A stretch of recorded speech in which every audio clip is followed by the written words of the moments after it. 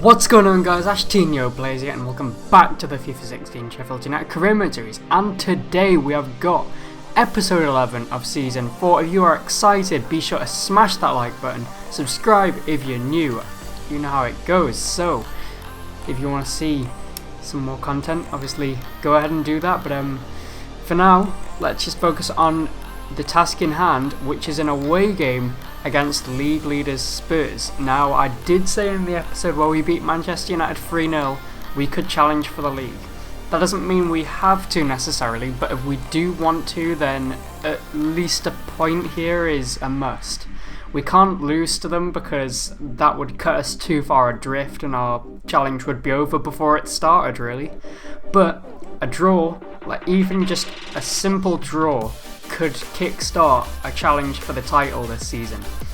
You never know. I mean, we're third at the moment, I think, but only on goal differences. Actually, no, it's because the other teams have played more games than us, so yeah, by rights we're second place actually, but yeah, to maintain that we're going to need to keep up our good form, and we almost get off to a very good start here with that header not an awfully long way off from Bertrand Traore.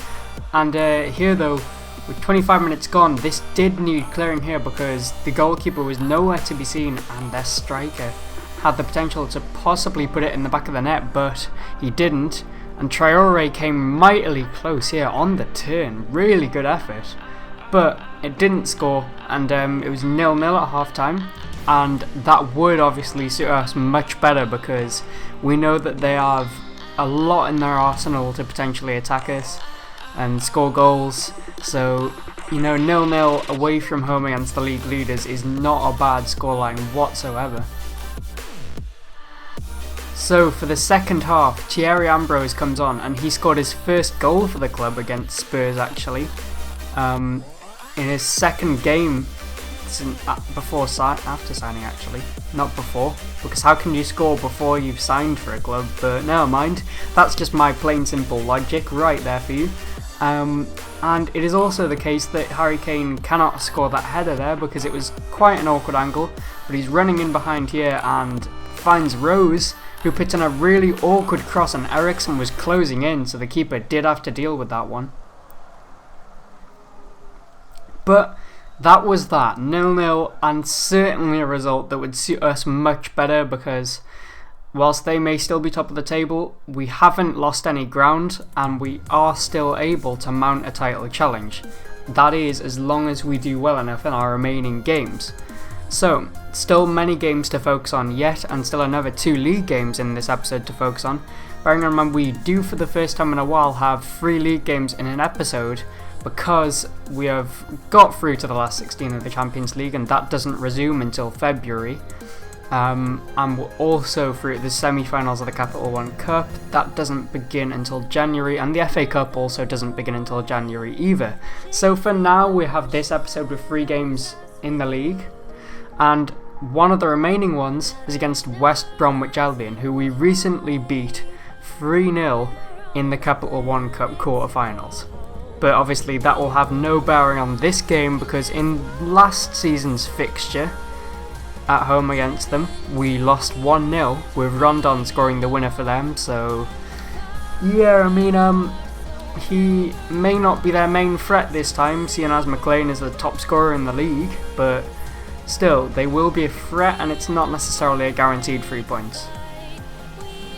But we were looking to use our attacking power to get in and score, but Tolisso perhaps had to move on to that ball rather than wait for it to come to him. He didn't do it though, and they started to run away on a counter-attack. Barini passes the ball to Harry Arter, who really goes close. That was an unbelievably close effort actually, and it's quite unlucky, but here Dicko looks to set up an attack, and the goalkeeper nearly makes a real clanger there in hitting it off Tolisso. That's certainly not what he intended to do, but he gets away with it, and Dicko again looking to set us away on an attack, and Tolisso hits the bar with a really good effort. And with 10 minutes to go until half time, this cross looked to be going nowhere, but what a finish into the top left corner of the net. He just turns and suddenly volleys it. He sees it really well, it's superb awareness, and he manages to finish it with supreme skill. It was a bit of a gift with that header going absolutely nowhere really, but he takes it absolutely fantastically, and we were 1-0 up at half time and on the road to our first victory in this episode, and to keep up pace in the challenge to catch Spurs at the top. So for the second half, Steven Bergwijn is back from his 4-week injury, so he is now ready to come on from the bench, and Dicko here chases down the ball. He hasn't got many options, but he spots the cross. It doesn't look to be a good one, but the keeper screws up and Skugel heads in for 2-0 on 60 minutes. What was the keeper doing? I do not know. The cross sails over him and he comes far too early. He flaps at it and he gets nowhere near it. Skugel takes full advantage to make it 2-0. So it looked as though we were going to be winning the game if we could hold on, but they came back at us, and here, a fantastic finish into the roof of the net. What a move as well. Simple, just 2 passes and suddenly they were in. A bit of a lapse of concentration on our part, but we managed to hold on for the 2-1 win. We didn't necessarily play at our best, and the goals did come from mistakes, but at the end of the day, when you're not playing well, it is important that you still get the results, and we have done that, so all going very well. And we now have another league game away from home to Leeds. Bit of a Yorkshire rivalry going on here, and we have a good record against them as well actually, because when we were in the Championship we enjoyed a 3-1 victory against them at home, and I can't actually seem to remember what the result was against them away, but it was either a draw or a win. They didn't beat us, but that could easily change here because they're low down in the table and they'll be looking to improve, so low down sides are always dangerous to play against, and here we don't cope and they manage to get a bit of space in behind us, and Boo finishes it into the bottom corner to give them a 1-0 lead against the run of play.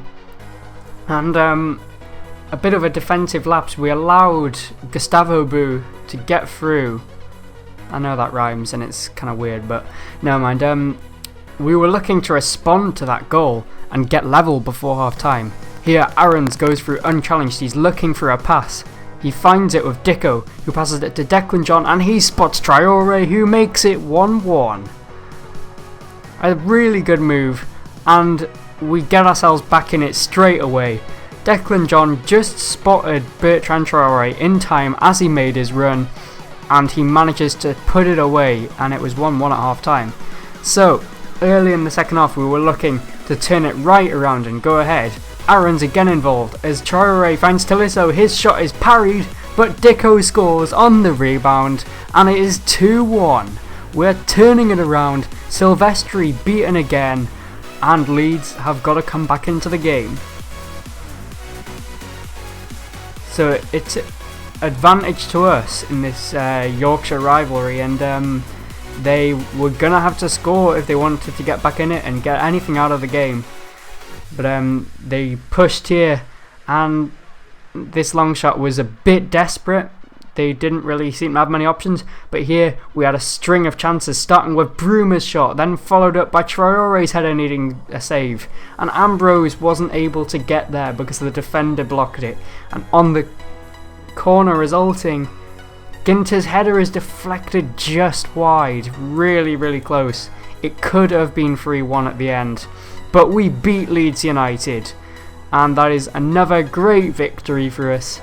So we are now 7 points from this episode in 3 league games, so we haven't played at our best really, you know, we could have played better, but when you're not playing well, all that matters is the results. If you can pick up results whilst you're not playing well, then you're more likely to do well, because you can wait round for a spell where you are playing well and you will win games easier. But for now, the position is what matters.